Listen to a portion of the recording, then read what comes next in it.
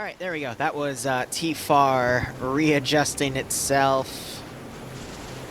for our stream. Only a warm-up of 5 minutes. I think that's going to be changed. And let's see, the wind gets stabilized when I lower myself. And there's TeamSpeak all ready to go. Final player count, we're at 76, but 77, 78, 79, 80, 81, 82.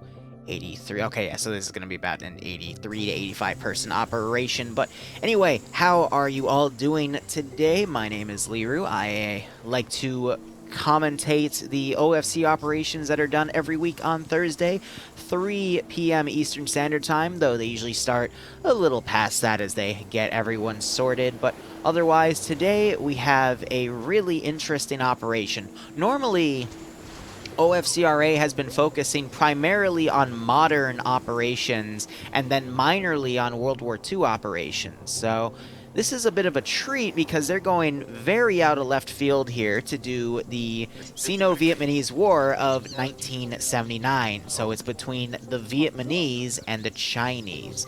So for BLUFOR, it is going to be the Vietnamese. Check Germans? Check. And as a reminder, OFCRA is a multilingual community, so you're going to hear people speaking English, French, Czech, and a little bit of German as well. There might be some additional things past that, but we see some of the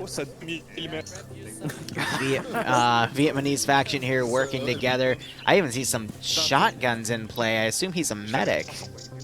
Oh, they don't have unit symbolism. Alright, so I would just have to assume, based off of the roster, yeah, there's no unit symbolism on either side. It's just the officer logo for who was in charge. So I'm seeing bolt-action rifles. I'm seeing some PPSHs. I saw an STG-44, some AT in the form of sticks, and we got some form of backpack there for some sort of weapon emplacement, and then some shotguns as well. Wow, wait, that's an M55 Riesling, too. And they're all oohing and awing over a flare over here. But the AO itself is as follows. The Vietnamese spawn in 2 separate locations based off of what squads they are, and the Chinese, which are OPFOR, also spawn in 2 separate locations, so it looks like primarily I'm seeing more people spawn back here. I think I see how this operation is taking fold here, so I'll break through the operations in just a second. So wow, it was only a 5-minute safe start. So I'll have to go a bit quicker here, but it looks like the Chinese have the better weaponry. I see that they have a Maxim machine gun that they can also utilize, but we're seeing AKs and SVT-44s. So the Chinese are definitely better armed in this sense. Just looking back at the other group here. Going with, yep, AK. Actually, these would be Type 56s technically. It's like RP, isn't it? And then SVT-44s. We have a flamethrower in play. Oh, I'm gonna be watching Hitachi here. That's gonna be fun to see. I hope he's able to get some kills with that, because that's gonna be really entertaining. But otherwise, let me explain the objective. So the neutral objective for both sides today is to control this highway. It is a big capture zone. It's got a bunker position in the middle. I was flying over to it. We got another small bunker right here towards the southern edge. And I believe maybe up to the north there's going to be another bunker. No, that is it. All right. So small little central area to take control of. Otherwise, it's very open in this area. I was in a 506 Suket Squirrel op in this area.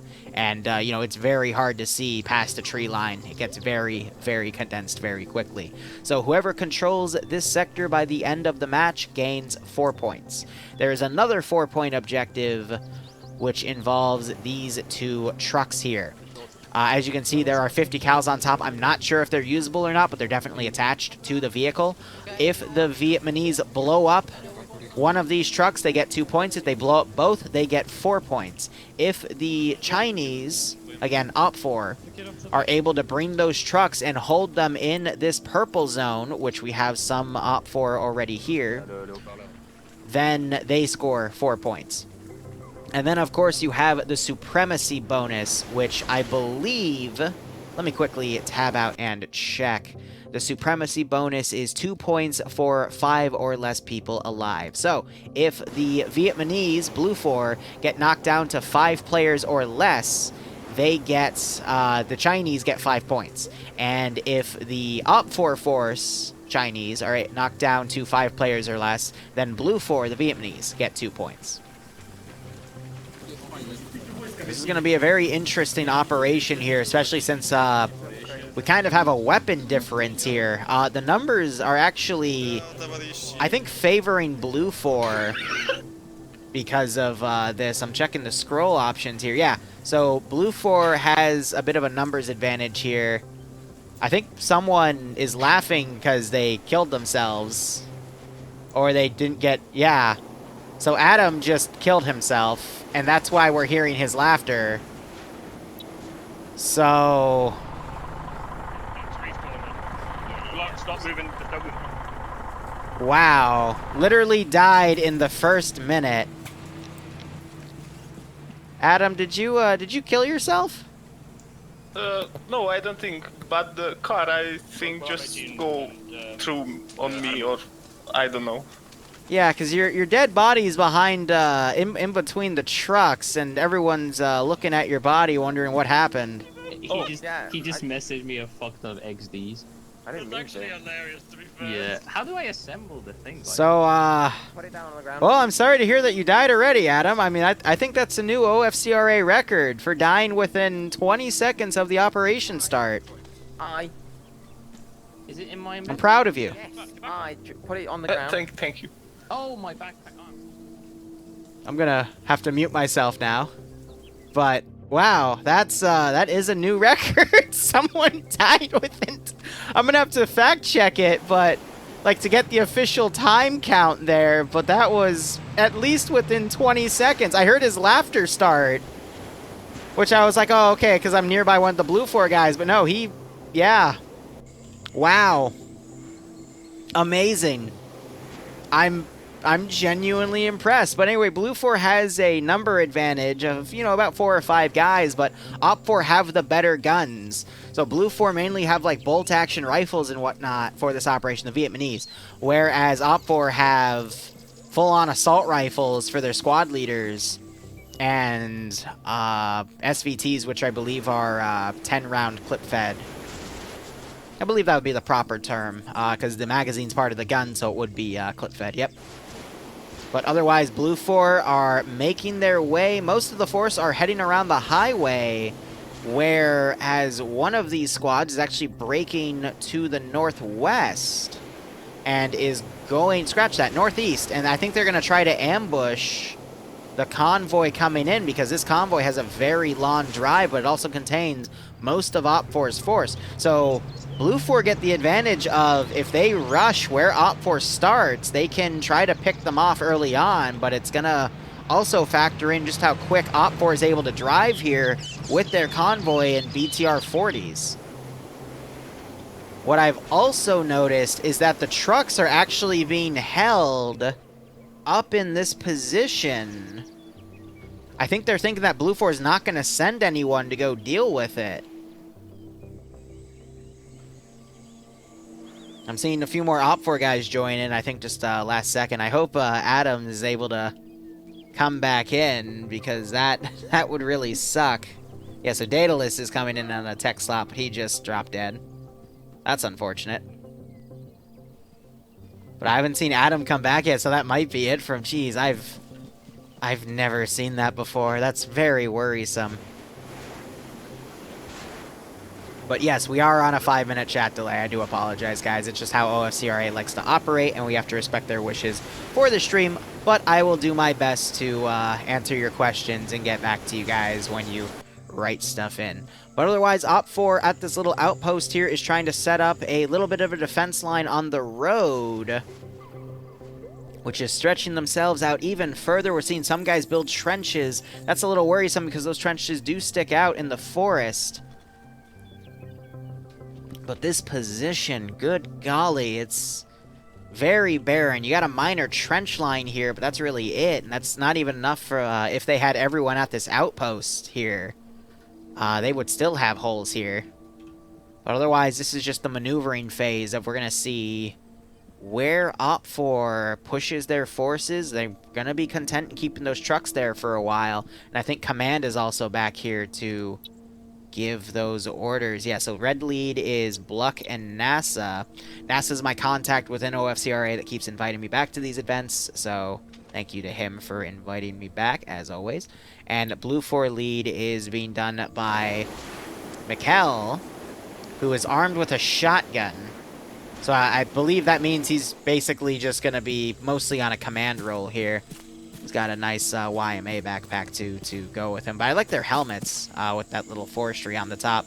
That's from the Faces of War mod. Those are mostly Japanese foliage helmets to give the Vietnamese a little bit of a, you know, an extra concealment advantage. Otherwise, I could see BLUFOR setting up in the capture zone early or coming around and trying to take out this OPFOR garrison. I think OPFOR is a little, how would I put it?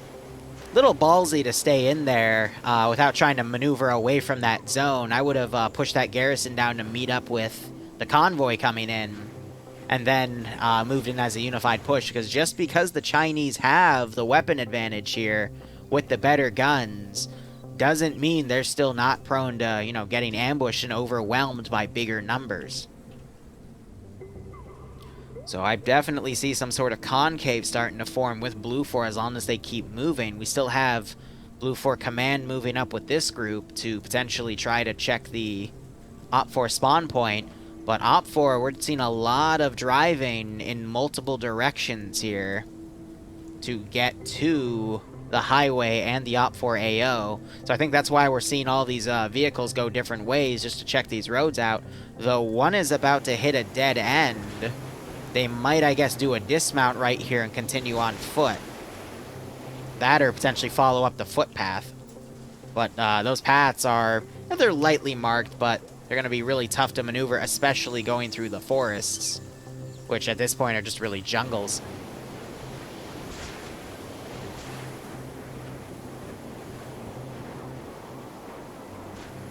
Let's give him a warm up, shall we?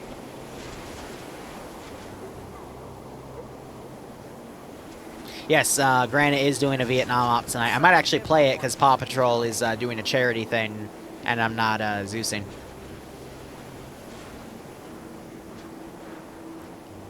So I might use this as an opportunity to drop by on Granite. So as I predicted, OPFOR is doing a bit of a dismount right here with this squad. This is one of their armed Dishkas, though. I'm surprised they're going to potentially derelict this, but I think we'll see if they continue to drive with it. But if they intend to move with those Vics, I would have... They could have probably just kept it, because I think that was the only armed BTR-40 they had. Still, I think the rest of these Vics are following this route, and now they've got the trucks grabbed. And it looks like those 50 cals are actually usable on the back. So yeah, they're taking full advantage. They got the lead one with 350 cals. And they're having these two BTRs recon the route. They got one that's armed here that's driving by. And then the other one is still a ways away. Also armed. So they had 3 armed ones and 1 unarmed one that they decided to bring. What did they leave behind? Another BTR, but that was also an armed one. So they had 4. Okay. And then they left behind this good working bus. What a shame.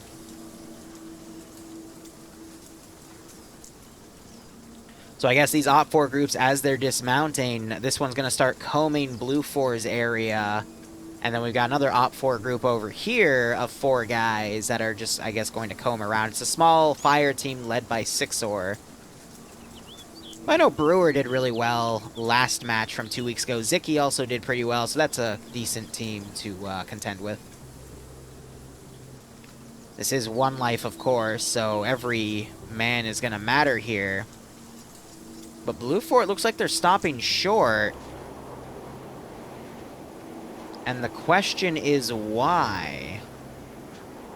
So OPFOR has a base up here that they're trying to contend and keep under their control.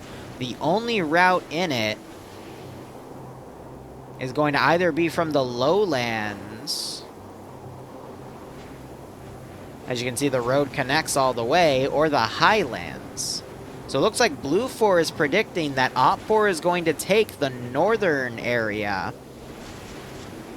And I think they're trying to set up an ambush just before the highway capture zone to go grab it. But as I say that, I'm seeing a squad start to move in. Also, I would guess gummy worms, because you can make what's it called? Cup of dirt with gummy worms, and that's a very nice dessert that I used to make as a kid, and I still occasionally do as an adult, because I refuse to grow up. That's besides the point. So I think BLUFOR are trying to set up an ambush right here. I'm not sure if these guys are going to reposition. They do have AT sticks. But I think this group right here is going to be the call group to say, hey, the Vic's moving in. That's going to cause this group to collapse to the road and start engaging as this group closes in. But I'm not sure if they're going to keep moving to that fortification up there, or if they're just going to sit here and do ambushes. We also have this BLUFOR group of 4, I guess just on northern patrol, but they're going to run close to an OPFOR group over here. And since there's no helicopter, I'm actually going to turn down my render distance. Not too much, but about to that much, so I have a bit more better performance here. But OPFOR is being very loose in this forest, spread out by about 70 or 80 meters apart here. Got my friend Nubass here, who I confused as Nomass, and gave that Nomass in chat hope that there's a second one, but I always like to DM with him to wish him luck. But he, last time we played, he was the first guy to die. And that only took a few minutes, unfortunately. He got ambushed in a car by the Germans. We have the 5-minute delay to help prevent stream sniping. I would argue that with how much tactical development there is in OFCRA, you don't really need the 5-minute delay because, you know, like Friday Night Fights, I would understand. I hope we never get a 5-minute delay though for that though, because it's fast-paced action, so you can easily like go on to someone's stream and check out what the enemy's doing. But with OFCRA, because there's 2 hours, usually the first hour is committed to maneuvering, and then there's going to be some light contact. So in that hour, you're deploying your forces, getting them just right to where you want to put them before the contact really begins. Because with OFCRA, because it's such a long event, but it's still one life, the commanders value every single person. Because one person can make the difference, and we've seen that time and time again in these events. Like, even if one faction gets their head smacked in the first 30 minutes... they can still have a major bounce back, reconsolidate, and still win the event. Even when all hope is lost. I remember the embassy op that was done about 4 weeks ago. OPFOR was going to lose, but they still won because of how the event worked. It looks like we had someone lag out. And Hood's now coming up to grab his AI. People can still reconnect back into their AI slots if they desync out. So now Hood's going to have to guide this AI back with his other players here. Looks like now BLUFOR is starting to consolidate into the highway. Now, BLUFOR has an advantage overall with the tactics of this game, because OPFOR, in order to score their guaranteed 4 points, have to bring the Vics up here. So I'm surprised that BLUFOR is not going to mount an offensive up in this region to weed out some of OPFOR, to then deny them the ability to get the 4 points by moving these trucks in here. I think they're actually going to start, but they're only doing it with half their force, which... granted, should still be enough to overpower this position, but with the amount of time it's going to take this convoy to get in, they've still got another 15 minutes. Because only now have these trucks gotten into where those 2 BTR-40s were, and it's been about 5 minutes, so honestly 15 to 20 minutes at this rate. I get that they want to keep this highway capture zone secured, to at least guarantee the 4 points from the neutral objective. But what this shows me is, I don't mean to speak ill will of Mikkel, but I don't think he understands how slow the vehicles can be on this map. But I can also understand wanting to play it defensive, you know? Better safe than sorry, as they always say. So by playing it that way, he can still, you know, send half his force, take the outpost, deny the trucks to come in, and still guard the highway in case those trucks still do show up.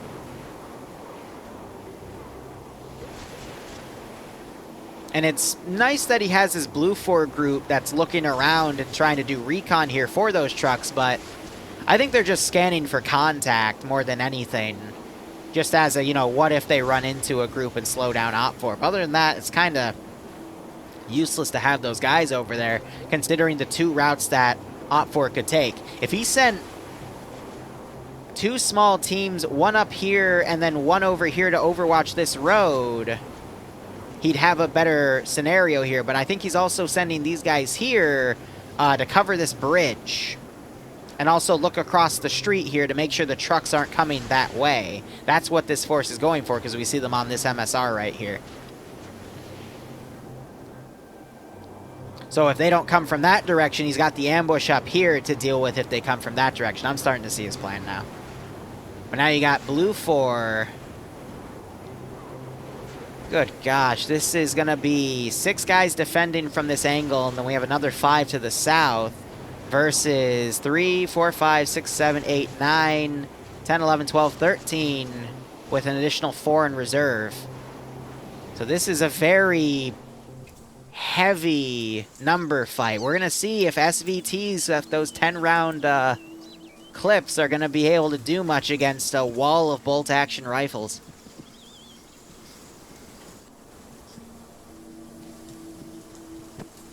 Now, OPFOR, they do have a Maxim machine gun with them. It's got a decent fire rate. You know, it's no MG42, but it's going to be able to put a lot of bullets downrange. We're just going to have to see how powerful BLUFOR's marksmanship is. We got Mr. White back here with a flamethrower.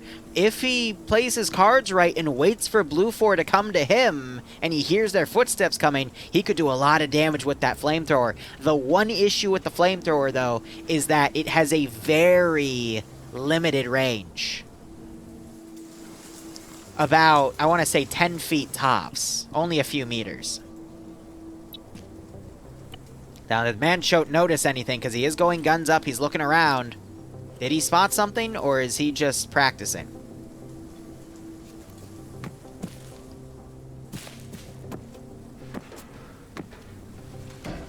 I think he's just being cautious. I do like how these guys have reinforced the trench line here with more stuff. Murdy's over here with the machine gun. He's trying to set up a decent avenue of fire. He's going to have to back that gun up a bit more, though, because it's in the ground a bit looking into the trench line itself. As BLUFOR starting to come from the direct north, slight northeast, actually. Oh, hold on. We're about to have Nakpena. Surprised he hasn't noticed these trenches to his left, but then again, looking at his POV, yeah, there's no way he can see them. I'm curious what weapon he has on his backpack for that. He's starting to spot out targets. He might have spotted Manshot here. He's definitely in range, and no one's looking at that vector because these guys are so stretched thin. Meanwhile, looking north. Yep, this BLUFOR group's continuing on. It's going to try to overwatch there. We got that first OPFOR squad heading up to BLUFOR right there. This OPFOR group, I guess, is doing overwatch on that hill to watch for BLUFOR, potentially trying to ambush a convoy. And these trucks have picked up speed, actually. Looks like they went through this windy road instead to try to shave off a few minutes from their drive time, but it's still going to be about 5 to 10 before they get here. So I'm assuming this group is going to potentially be an overwatch group because they've got some decent eyes on here. Murdy's Maxim is not going to have any good overwatch on that, but it's going to have great overwatch on these TRD guys coming in. And then you got these guys over here, which I believe are coordinating the attack in reserve. Hold up, we just had Tackleberry fire upwards into the TRD guys. They actually tagged Tio. Tio's got the other backpack for whatever weapon emplacement that is. And Tio's going to just stay there and bandage. Not the best idea, but now OPFOR knows something's up. I wonder if these guys are going to fold back to reinforce. So Murdy's looking left with that Maxim gun. He's in a really good spot to take on this group if they start coming down the hill. And he could easily chew up these 4 BLUFOR guys. So we need BLUFOR's northern group to start coming around.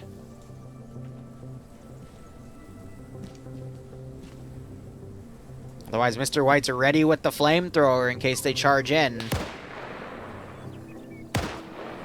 Got Tackle, who just knocked out Tio because he was staying up there, and there's the double tap. Tio is dead. So, First Blood officially going... Well, no, technically going to Tackle. First Blood technically went to the objective truck for killing Adam within 20 seconds of the start of the mission. That was pretty funny. Now you got the Maxim firing with, that's Murdy and Tackle supporting. No kills there, but we do see some hits. They're trying to crawl away. Both, Vinna appears to be crippled. Thear, sorry if I butchered that name, is trying to move away. They're trying to reposition. Knack here trying to stay low, hasn't been spotted or hit yet. And now we've got Manshot firing over at this BLUFOR group charging in. Will we see OPFOR hold? We have Shagger who's down. I believe he was picked off by Mancoat here. Yep. I think it's Manshot, actually.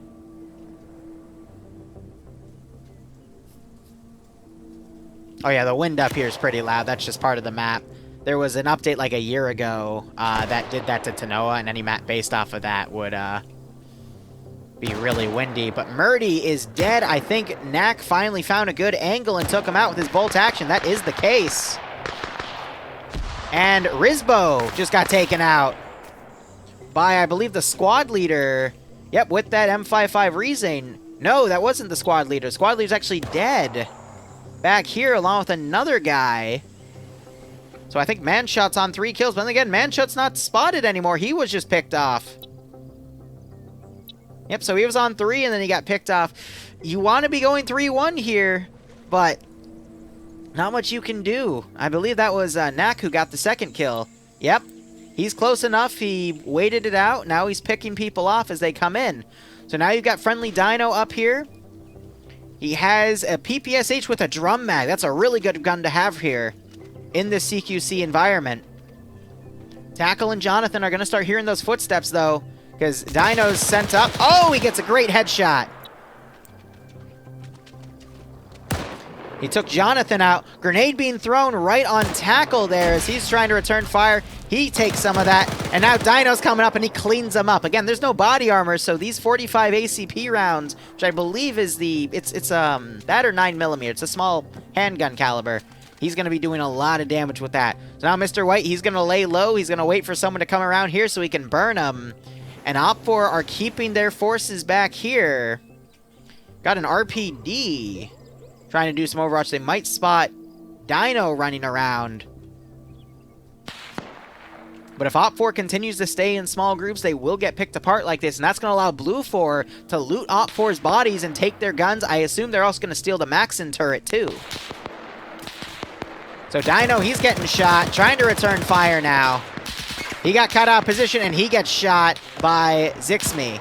Zixme we saw last week. He did a lot of work. He's treating that RPD as a marksman rifle, and he's getting some really good kills from a decent range with iron sights. Instead of going full auto, using single shot and landing consecutive hits to take out one of BLUFOR's best guys because he had a PPSH for good close range clearing. But BLUFOR might know now that they heard gunfire from that vector. We are seeing 4 guys that were on the left flank starting to close in. And we have another BLUFOR group, and they're actually being joined by another BLUFOR group from, I believe, the garrison that was around the highway is coming in to help sweep up the rest of these guys. So far, what's our casualty list? 1, 2, 3, 4. on 4. There's a 5th one in there, though. So pretty even. If BLUFOR is able to trade evenly, though, they're going to win. I think Mr. White just had a shot land next to him. There's also an ammo cache right here for some of OPFOR's guns, so they can get resupplied. So White's best bet right now is to just hunker down, wait till he sees movement, get up, and see who he can burn with that flamethrower. I'm going to be perfectly honest. I think a better bet for him would have been to hide in the tree line and just be in reserve, then move to the bullets, the gunfire, and just go up and start putting flames down on those positions. Because in this outpost here, he's an open target if he gets up. So this is kind of a suicide run for him there, because I doubt friendly forces are going to be able to come up and assist him.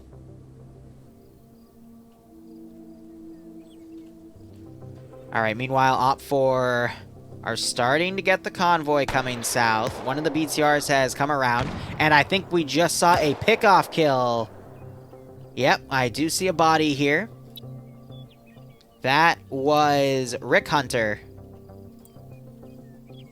As more TRD guys move up, that was Takara that got him. Now you got the RPD firing down on Ivif here. He's trying to get him with that STG-44.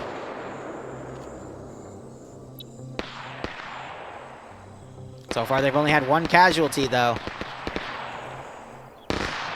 You're seeing some long-range fire firing up in that position. That was an M72 Law fired up here. So they're sending Takara over to try to flank Zix here. Again, Zix a really good player. He's with Flip for Flap as well. That AK is going to be really good. It looks like they're trying to smoke this position to potentially leave this spot because they know if they stay, they're going to get overwhelmed and killed. So Flip is falling back. Zix is covering.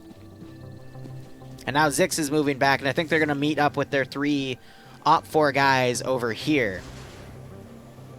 So Daedalus, he joined a fill-in slot for OPFOR, but I think he went to a different slot so he could be over here instead. But now you got BLUFOR trying to close the gap right here.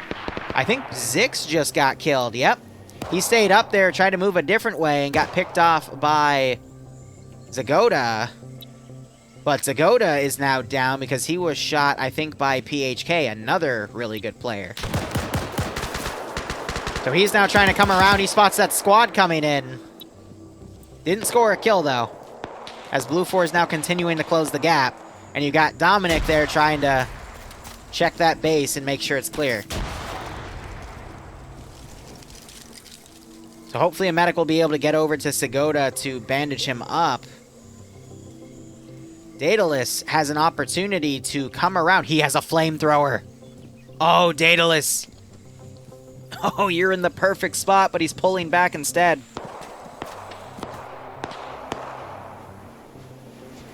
We got some of BLUFOR firing in the trees. Could be a potential blue on blue there. But I think OPFOR is going to pull back and regroup.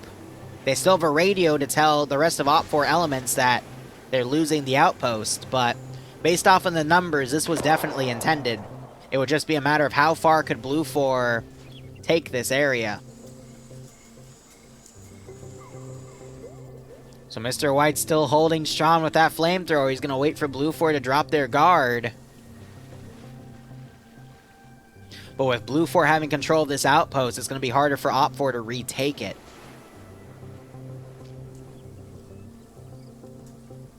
$9mm, thanks, what's that? I was remembering for DayZ, but DayZ isn't always 100% accurate, so. Or 45 ACP?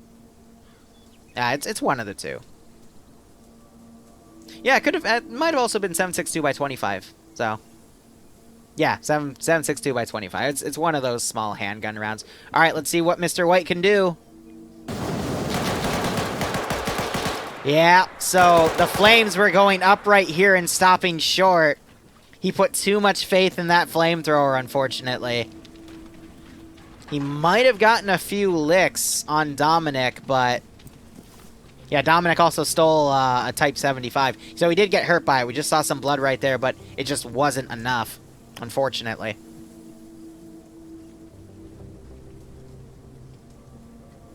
Again, The Flamers would be better off in the tree lines waiting for BLUFOR to move by, and then when contacts initiates, they can go in and get the kills.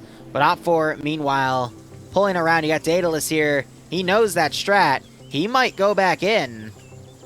But he's got to be careful because BLUFOR is right here. But if he could jump these guys, get close with the flamethrower, he could get an entire group wipe here. And none of them are even paying attention. I think he's going to pull back with the rest of his guys, though. I'm also worried about Zagoda. I'm not sure if they're going to be able to get someone to come in and medic him in time.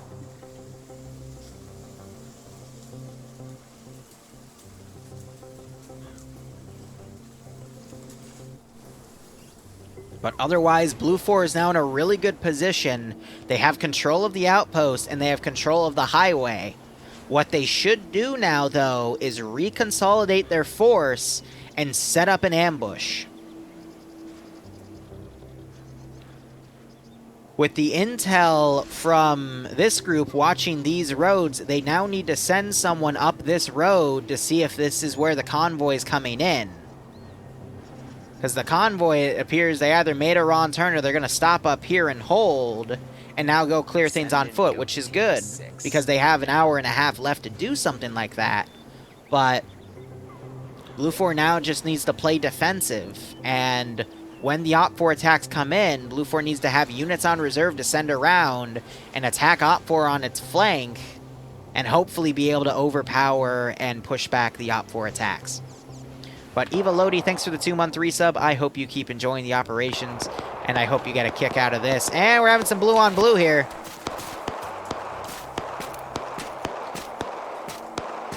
So Sajgana is going to bandage there. That is the TRD guys. SAG is part of the other team that assaulted this area, which is why they don't have those radio comms. But based off of PID, it's been pretty simple. You know, the tan guys with no leaves on their helmet are bad, and the raggedy guys with leaves on their hats are good. But I'm surprised I'm not seeing a lot of people switch out to take the bolt-action rifles here. I can understand not taking the flamethrower because it's a very niche weapon.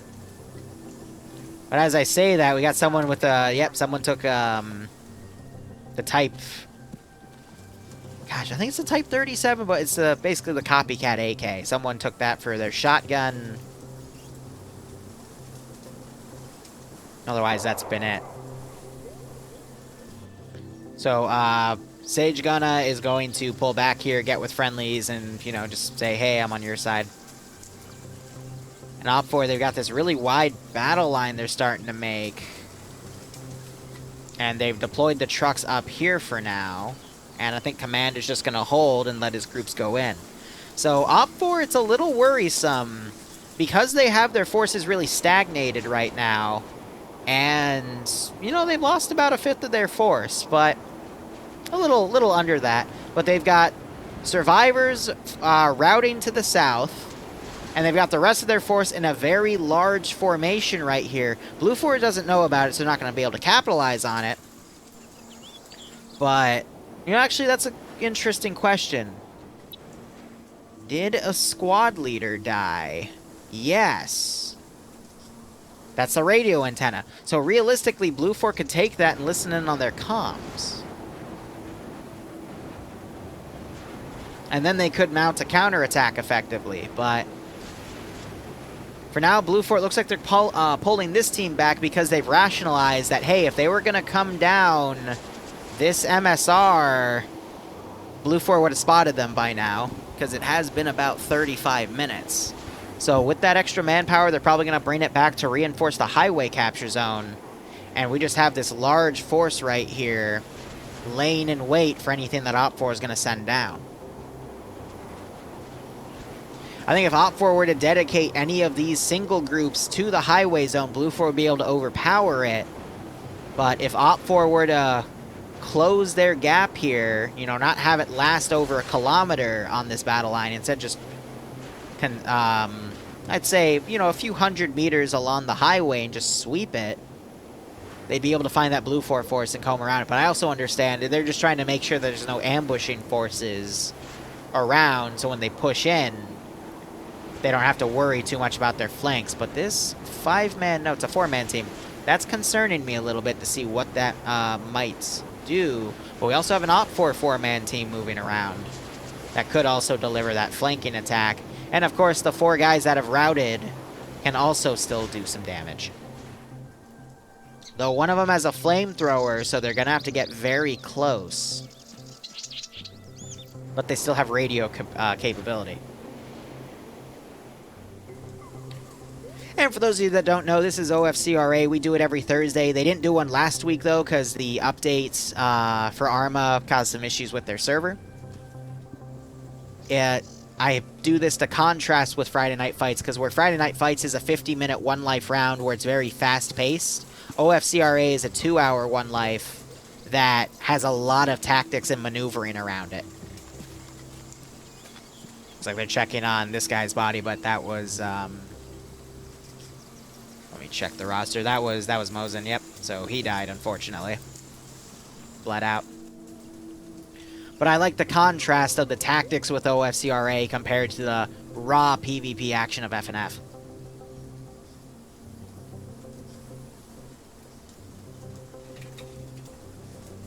So I think there's going to be another 15 minutes maneuvering. OPFOR is going to pick an objective. They're either going to go for the highway capture zone and check to make sure that it's clear, or they're going to go for the outpost.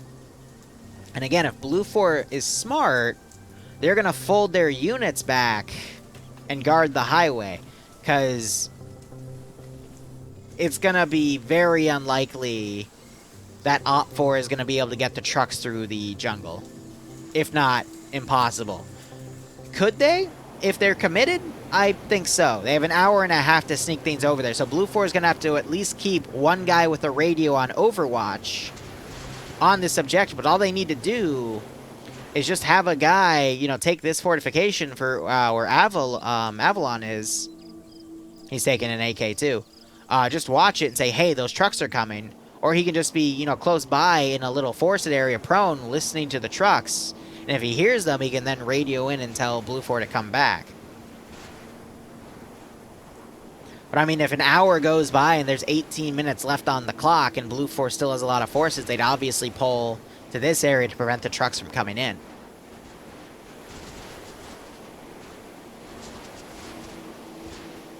But other than this stream, I've got the TM up at 10, and then I will either, for 8 o'clock, go to the Paw Patrol charity thing, or at 7:30 I'll go to Granite's Vietnam thing and play Vietnam thing on the ground, because I love playing Vietnam in Arma 3. You know, with the small size of the mod set compared to other mod sets, and the fact that it has almost everything you could ever want. It just makes for some good action.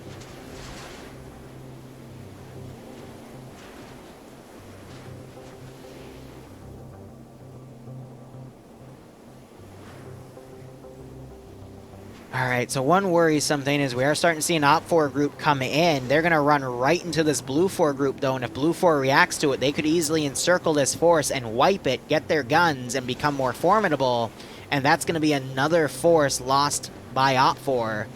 And BLUFOR is just going to maintain a very nasty numbers advantage. Or this team is going to, with its superior weaponry, be able to beat back the force. But what do we even have right now? We got one guy ahead. It's Rigel with the RPD. We've got a rifleman with an SVT, 2 AKs, which are the Type 37s, a flamethrower by Nubis, and then another SVT, but with an RPG as well, for a shock weapon. So if they get the jump on the BLUFOR force, they might be able to overpower them. But wow, so OPFOR actually is now correcting to go south, and they might actually completely bypass the BLUFOR defense group.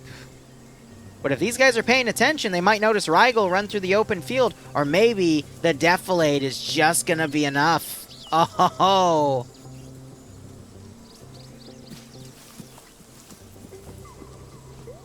No way! So that's Command running back. Did Rigel just spot him? No, he'd be going guns up and going prone. Yeah, so he is within 50 meters of hostile forces.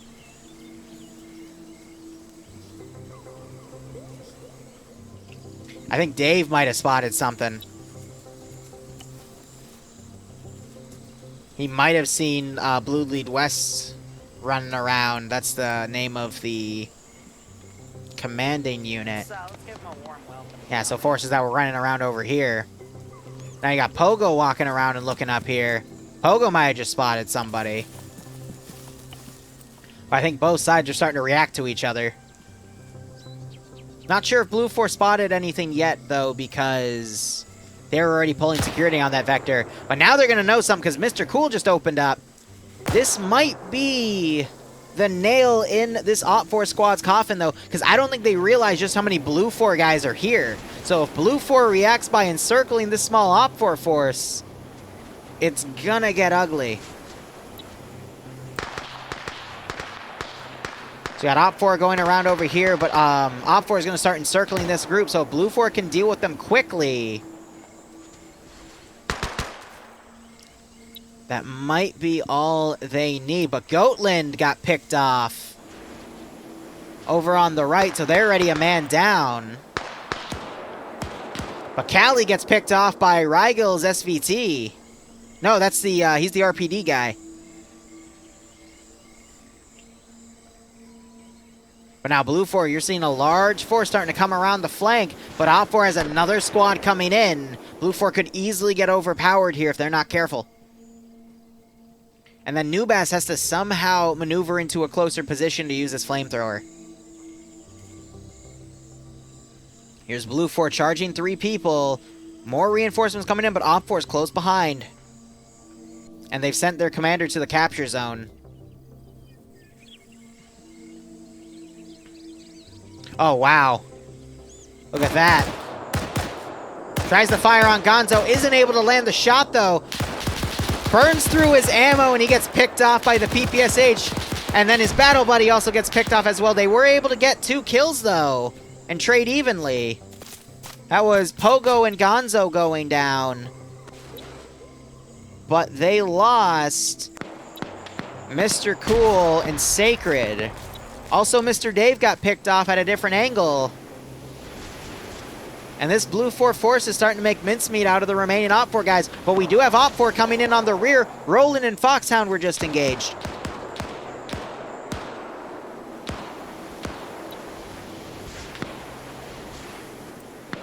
We have Stadler, that's down. He could have been shot by the opening engagement here. Roland getting picked off as he tries to move away. Foxhound bandaging because he took a hit.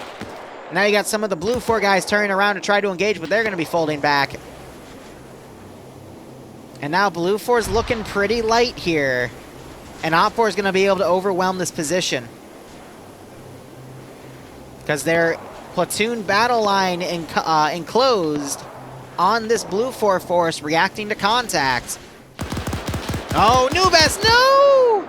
Carl Connor comes up and takes care of Nubas, eliminating him with the STG-44. I was so much hoping that Nubas would get close enough to use that flamethrower.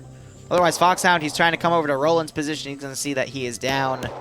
That PPSH is a good gun to have at CQB, so in bandaging Roland, they're going to have OPFOR come closer, and he might be able to get some kills.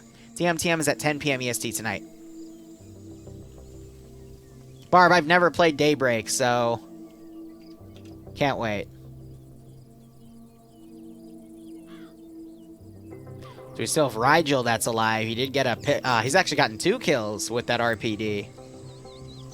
And he's looking up where Carl Connor and Ezio are.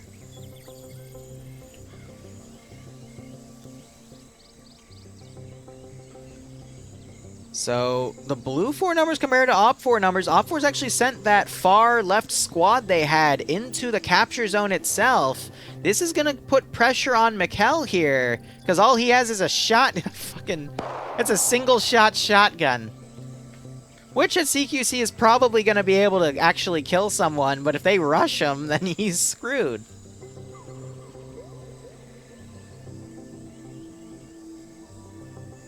I don't see BLUFOR winning this fight, though. They're outgunned and outnumbered. But Foxhound might be able to turn the tide with that PPSH. If he's quick. A launch shot by, I believe it was either Barros or Weiss, is going to force OPFOR to fold in a bit closer. Foxhound hears them and he stopped bandaging. He might be able to catch Hugin out of position here.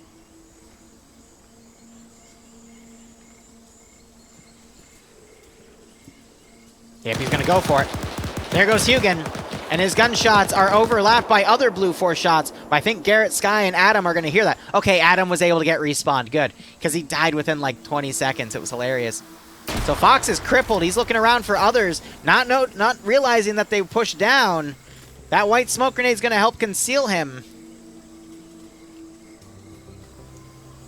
But he's looking the wrong way.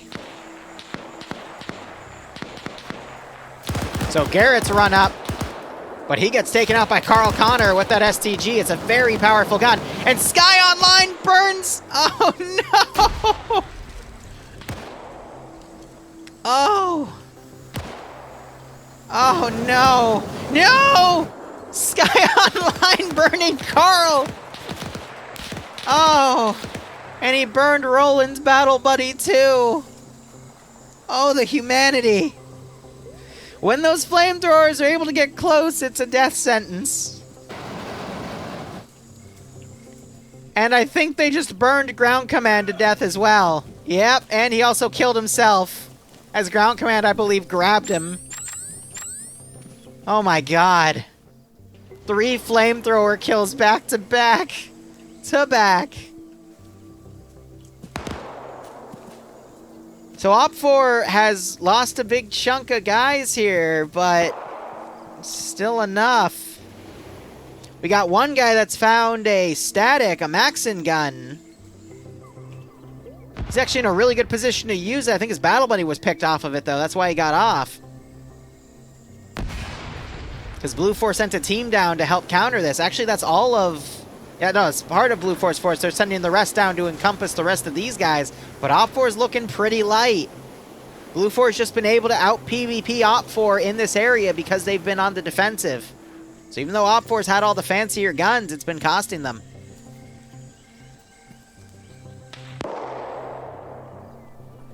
So you're still seeing, hearing some pick-off shots. They're trying to hit Settler here. And he's trying to roll away. He might have been hit earlier.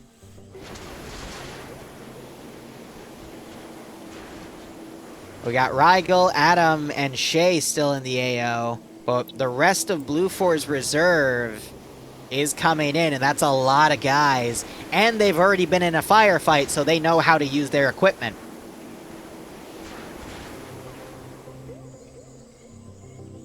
And they've been able to loot OPFOR bodies, too, and take some of theirs to help lessen the weapon advantage that OPFOR has.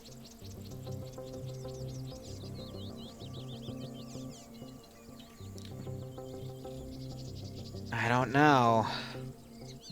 OPFOR is looking pretty light because they've only got 2 teams of 4 on the outskirts with command.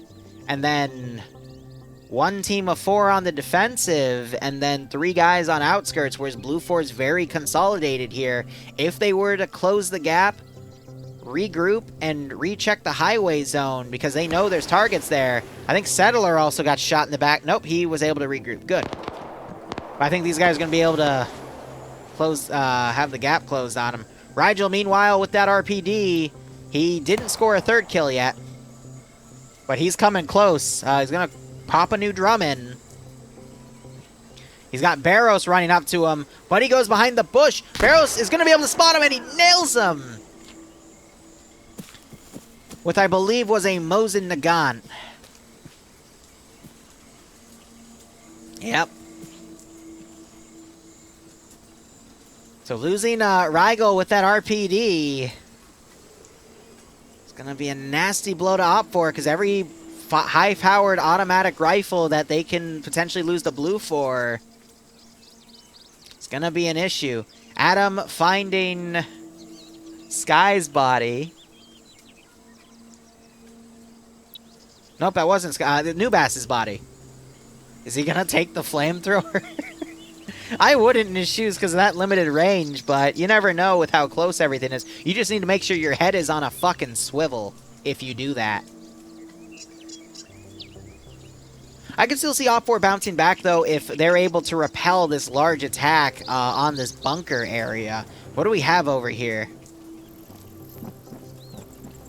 We have an SVT. We have a second SVT. An AK, but with drum mags from the RPD. And then Luffy also has an SVT. Actually, no. I've counted Luffy twice. Shadowstalker has a regular AK. So 2 automatic rifles and 2 clip-fed rifles. Shouldn't be too bad. I think Barrows just got another kill with that rifle. He's on 4 now, and I am seeing an OPFOR guy missing.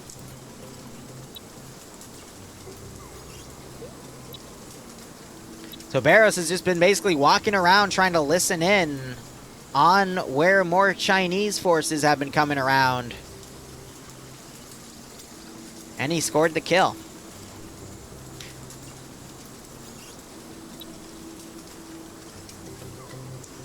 I'm racking my head trying to remember who he killed. I think it was Rigel. If not, that was the first guy he killed, then Adam. Yeah, so it was Adam and Rigel he killed. So Shay's still running down. If BLUFOR... I forgot, BLUFOR had 4 guys that were off doing recon. They're coming in now. That's going to bolster BLUFOR's force. But just look at all the skulls. And look at all the forces BLUFOR still has. This is going to be a very messy fight. And we still have over an hour left. So I think this is going to be determined in the next 30 minutes.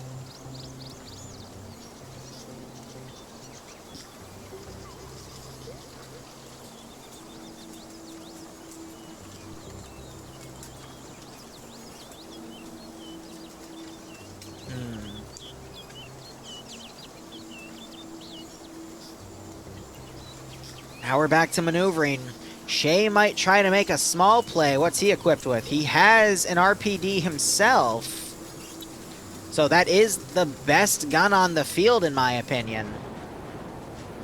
But look at this large BLUFOR force starting to sweep in. You got this force over here overwatching that bunker as this nice concave from the TRD guys and a few fill-ins from Dominic and Mr. Squirrel and Sajagona from the earlier assault. They're watching this compound like a hawk. They might spot Shadowstalker from their angle. Yeah, he could have his head taken off by Nakpena. And he's gonna have no idea. He's trying to lean over and look. I think he spotted Nakpena there. So he's trying to line up his gun. And the rain is starting. Oh dear.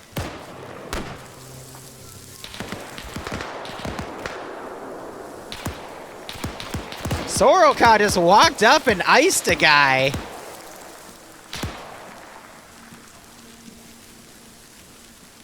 Hunger hurt him. He might be able to have a shot. Isn't able to land the hits, though, as Sorkan comes over to where the other guy was taken out. He gets shot, unfortunately, because finally that AK is able to hit him. Ooh, SVT shot. Taking him out, but now we're just down to Hunger here. So far, it's been about 3 for 3. Counting Dominic down. So at least OPFOR is trying to trade evenly.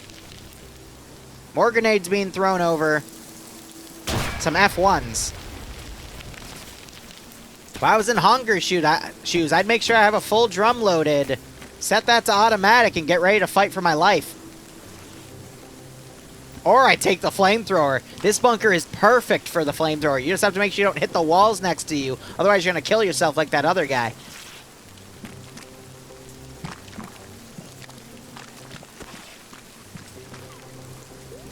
So we got an STG-44 breaching in and an M55. 2 good submachine guns to do this. That's going to nullify Hogner's advantage here with that automatic weapon.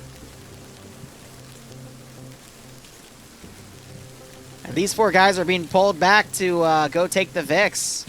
But OPFOR's numbers are few and far between.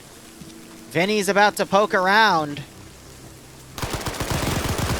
Oh, man. So Hunger got stuck firing at Avalon, and just as Avalon was going around, Vinny turned the corner with that M55 and was able to easily take him out. But now you got Shay firing across the area here. Firing around that white smoke. He's trying to pick people up with that SV. No, he's got the RPD. Right. Good gun to have. Oh, but he gets his neck shot out by 6 EME.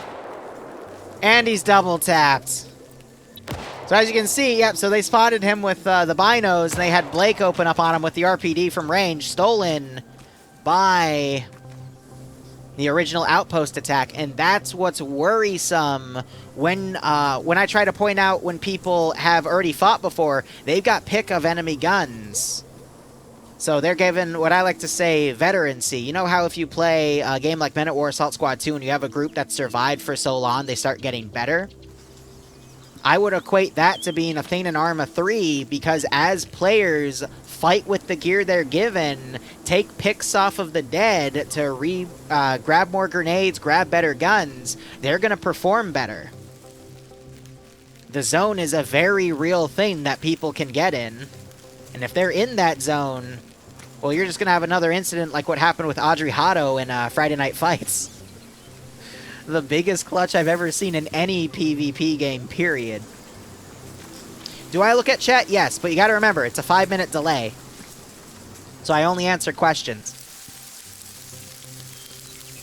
Alright, so BLUFOR just has a massive amount of numbers left. Their ground command was killed off to that flamethrower, but all BLUFOR has to do is hold this area and send another team back to hold the outpost to make sure the trucks don't come around.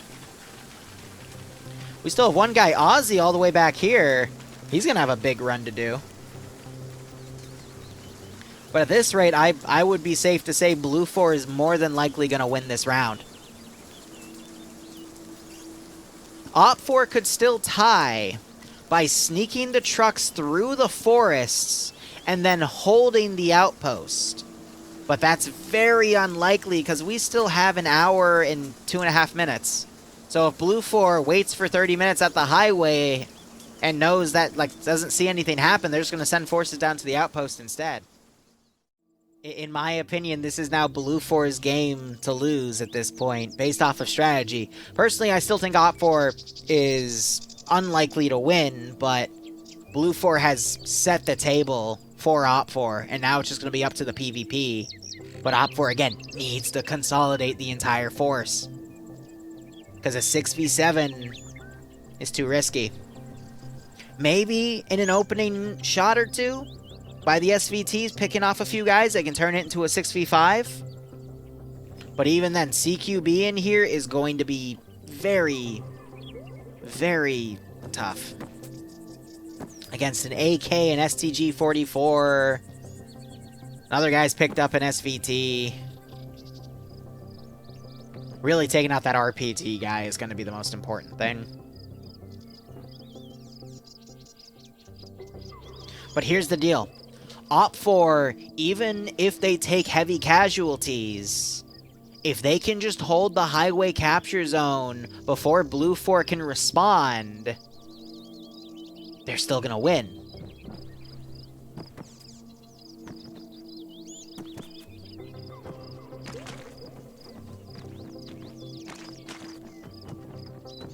Defeat in detail. That is the term for fighting lessened forces. Yep, I remember it now. So OPFOR is trying to set up a lineup here. I don't think they have... Yeah, they can start poking at these things through the bushes here. Hold up, another 3-man team's breaking away. No. To go where? Overwatch? I hope it's at least Overwatch. If BLUFOR is gonna pull out of the highway because they haven't taken the trucks out yet and they've got no reason. So BLUFOR is banking on the fact that OPFOR is sending the trucks down. And I thought OPFOR was going to do it, but no, they're instead going to just go for the highway capture zone. So BLUFOR putting 3 guys out in the open right here, but they're talking, so they're not really overwatching. That could be 3 easy kills for OPFOR to pick off, and then turn this into a 6v4. But you also have those 4 OPFOR guys to the south starting to close in as well, but they're not close enough to do anything at the moment. Hold up. Yep, one of the BLUFOR guys just got picked off. Mr. Squirrel just took a hit. That was by, I believe, NASA. Yep. Now it's a 6v6. What was BLUFOR thinking? Now, I'm hoping we're going to see people quickly react and come down.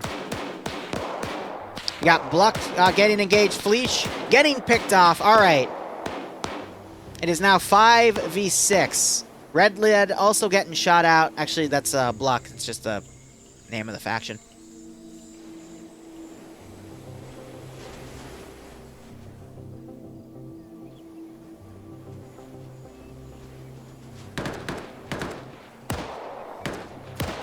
NASA taking some shots.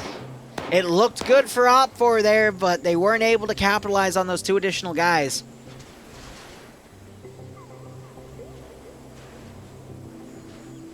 So I believe the 150 mark is going to be Index. 6 EME still haven't moved back north. And these guys haven't moved back north. So if OPFOR closes the gap here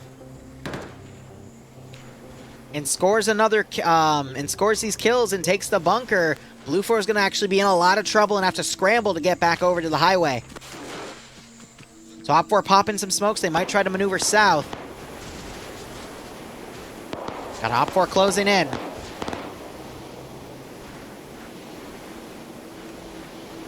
This could be a clutch. This could actually be a clutch.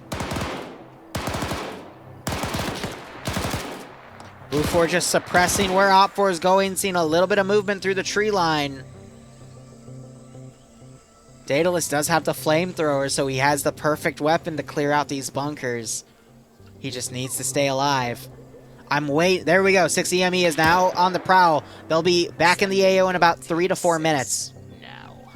But will that be enough time for BLUFOR to hold this garrison? Potentially. But if Daedalus is able to run in here and start burning dudes, that's going to be it. Unless he kills himself, which is also possible. Sarcasm, Chad. I love it. Thank you so much for the tier 1 sub. I honestly hope you keep enjoying the operations. And I really do hope you are staying safe among COVID. Nah, for real. Thank you, though. NASA also has a flamethrower, so he picked it up. That's not a smart idea because he knows there's BLUFOR guys overwatching, so if he's caught out in the open, he's going to get shot. So he's going to have to rely on other people to take these guys out. PHK might be able to set something up. He's a good player on himself. Got an AK with a drum mag. Might be able to pick off Dominic. And you're also seeing BLUFOR send another group from the outpost, and they're going to get in a bit quicker. But if BLUFOR can set up Overwatch and prevent OPFOR from coming in, that's going to be really helpful. Now you got NASA running in with the flamethrower. Oh, no. Oh, no. Oh, no, no, no. No! Oh, my God. Like I said, the perfect fucking weapon to clear this bunker out. Oh, I cannot believe we just saw that. OPFOR might be able to clutch this. Dominic also got picked off. Oh, I can't wait for you guys in chat to see that. That was fucking brutal. Look at all the dead BLUFOR bodies in here, man. Oh, NASA with his fucking flamethrower. Now he's going to bandage himself up because he did hurt himself with that. You got Bluck now clearing out this position. Vivi now walking around, trying to stay walking there so we can't be heard. NASA might be able to hear those footsteps. Yeah. So he just hurt himself there. He's making sure he's dead. And that is 4 kills for NASA and his trusty fucking flamethrower he found. My god. That's exactly why for the next multi-community project I'm going to do in April, I want to have a handful of flamethrowers in play. Because those weapons are so fucking nasty. But now, if OPFOR maintains control of this zone and has good Overwatch to prevent BLUFOR from coming in, they can clutch it. You got blocked. No, no, there's blue on blue. No, OPFOR, you don't want to do that. Please don't do that right now. No, that is... Come on, it's AK on AK. Have a brain. No, now they're gonna leave, and this is gonna let... No! No! Yes, go burn them. Go burn them, NASA.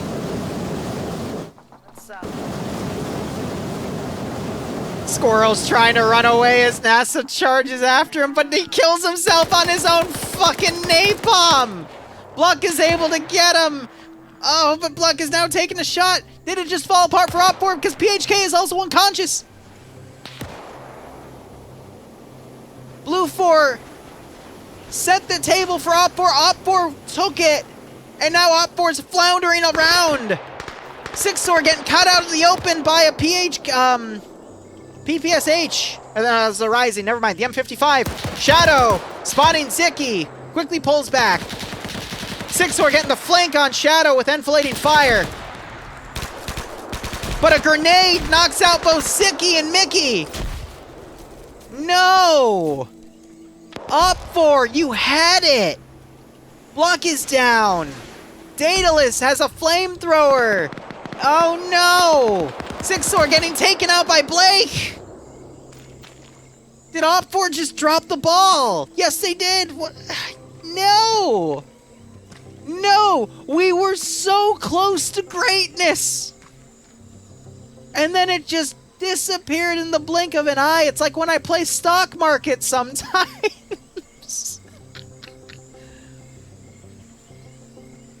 It's like when COVID hit my stock market account. God damn.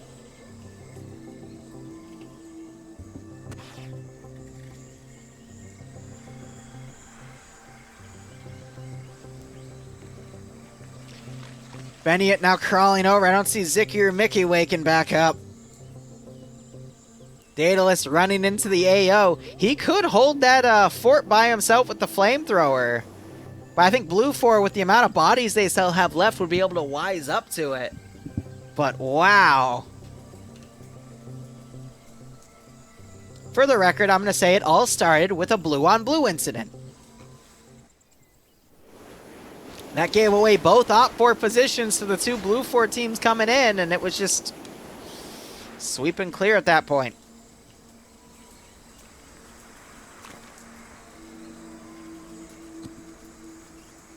And now I have hiccups.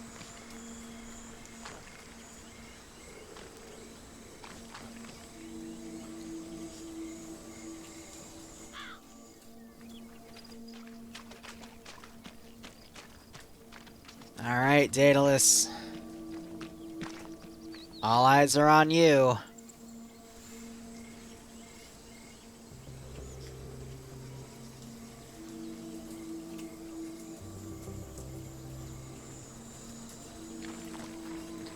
Guys, I don't know. I'm not feeling confident about this at all. NASA just roasted 4 dudes, was going for his 5th, and then burnt his feet off.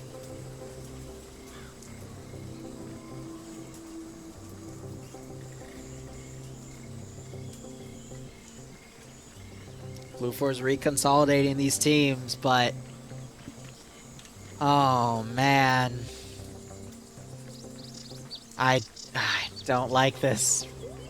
They're gonna bandage Clement. They still have 20 minutes now, actually 18 and a half to be specific, but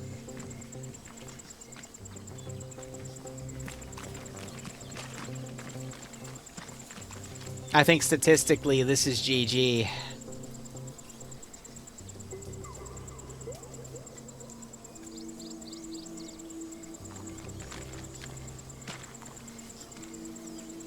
Oh, man. It's just a heartbreaker. So Daedalus, I think, is just going to camp the zone and hope for the best. He's just going to chill in the bunker.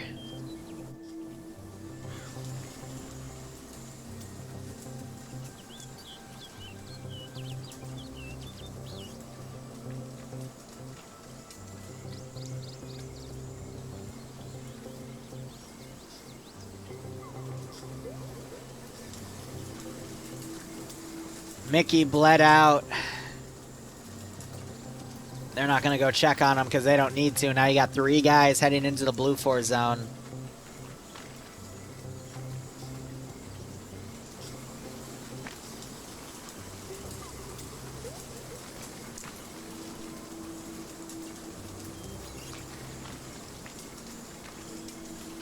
I don't know what to say.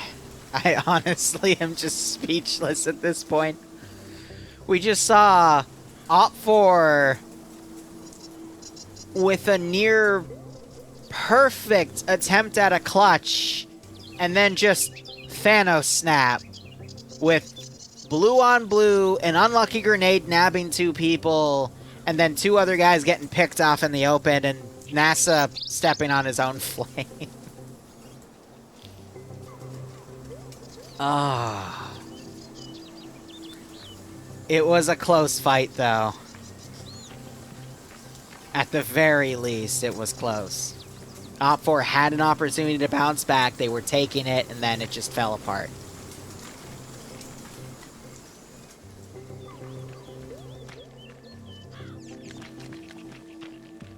Alright, we got Hood and McKinney now coming in.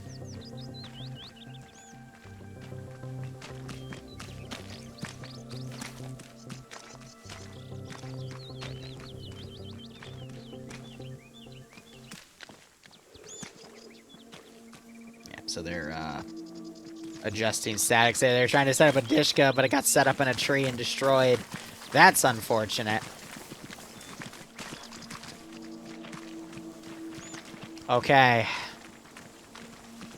So the Vietnamese had bolt-action rifles and old World War II-based guns, and the Chinese had SVT, which are 10-round rifles, and they had an RPD in every squad with a 75-round drum and AKs for the squad leads.